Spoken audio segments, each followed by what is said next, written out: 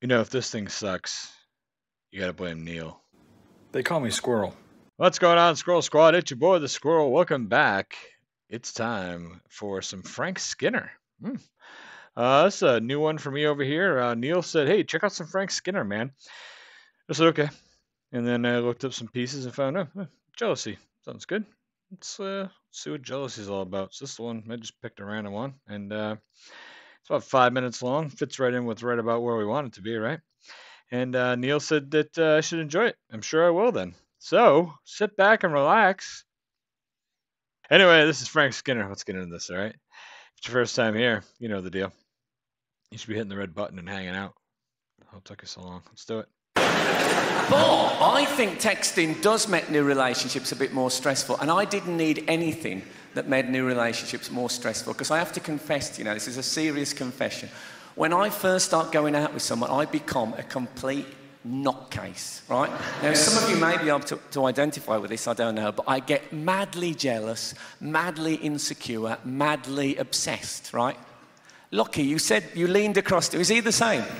No, it's, honestly, I become a different person, and, you know, it's not nice. And I just want to try and give you an insight tonight into that person that I become, and it isn't pleasant, right? So, this is what I'm like. I've met the woman, say, 6 days earlier, right? All I'm thinking about is her. That's all I think about. And I'm living to get the text message. And I get a text message, and it says something like, your granddad's been taken into hospital. I think, oh, shit, it's not from her. And then I finally get a text message from her, and it might just say something like, hope you're having a lovely day. And I think, oh, man, she hopes I'm having a lovely day. That's fantastic. And even though I've only known her 6 days, I have an image of her in a hospital bed covered in sweat, having just given birth to our first child. And I'm saying to her, you did it, darling. She's saying, no, we did it, Frank. And I'm thinking about that image, and I'm reading the text, and I think about the image, and I read the text probably 70 or 80 times, right? And then eventually I think, hold on a minute, where's the fucking kiss? And I start scrolling down as if the kiss might somehow be trapped at the bottom of the phone, but there is no kiss, right? So I send her a text message back, and it says something like, yes, I'm having a lovely day. In fact, I'm just on my way out. No kiss, fuck you, right? I'm just on my way out, but I need to get a pint of milk. But I want to leave it a bit vague, because I want it to go round and round her head, right? And she'll be thinking, oh, we might go to some trendy pub. There'll be young women there. One thing will lead to another. And she'll spend the night with any luck, at least in tears. And hopefully, actually vomiting with anxiety, right? And serves you right. What goes around comes around, you no-kiss bitch. And then I've been with her about 2 weeks. I get brave enough to actually phone, and I phone, and I get the answer phone, and I think, oh, that's it, her phone's off. She's obviously fucking someone else. And a voice comes in, and it says something like, oh, sorry, I can't take your call right now. I think, no, you can't take my call, but you can take someone else's stiff cock. Yeah.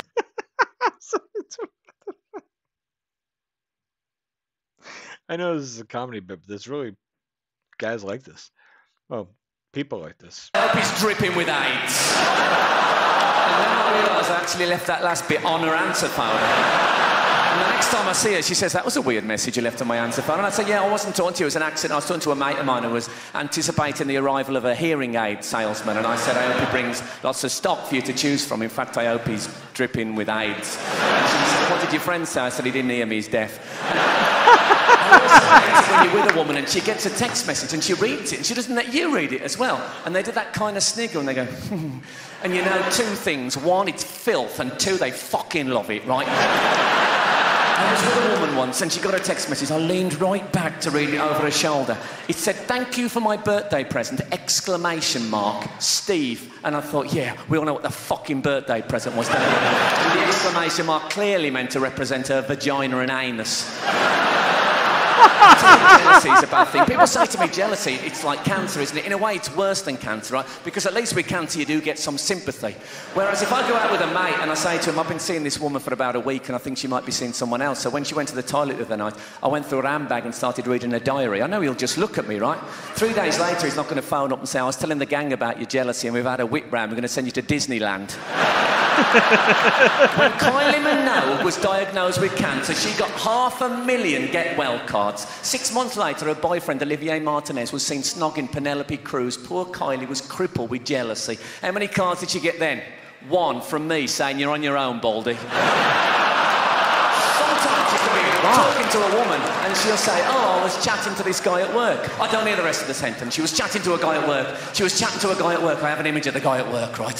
He looks like Johnny Depp. He's in a white shirt and a tie. He's leaning forward, supporting himself with his left hand on the toilet system. With his right hand, he's wanking like a gibbon. She's kneeling behind him, thrilled, honoured to be tonguing out his arse. I'm supposed to just accept that. And then that night, to compound my humiliation, she comes around my house and kisses me, so I too must die on his filth. So, in order to even things up a bit, I have to start seeing prostitutes. And I'm in the back seat of my car with a 16-year-old Ugandan sex slave sucking my guilt-shrunk maggot of a penis. And I'm thinking to myself, talking to some guy at work, two could play at this game. The only text you can send me early on in a relationship has to say, I absolutely, totally love you with no doubt whatsoever. Kiss, kiss, kiss, kiss, kiss. When I get that text, I will run around my flat, punch in the air, and whooping with absolute delight for about 3 minutes. And then I start thinking, actually, this is too much too soon.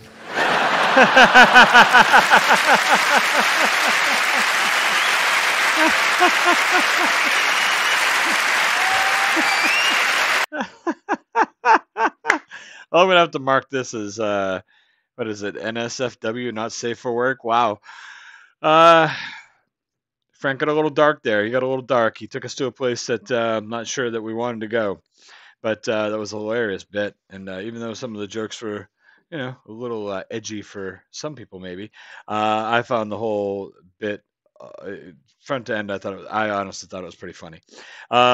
This is the dark side of comedy that we talk about, when you can just go to that real dark place and find some real funny shit, Frank Skinner, wow. I'll have to see how the response is to the video. Watch, everyone's gonna be like, I can't believe you thought that was funny, Squirrel. That was disgusting. And I'll be like, I liked it. I thought it was funny. I thought it was, it was deep, dark comedy. And he's obviously fucking crazy. Anyways, I hope you enjoyed some Frank Skinner. That's all I got right now. It's your fault, Neil. You guys blame Neil for this one. I gotta go.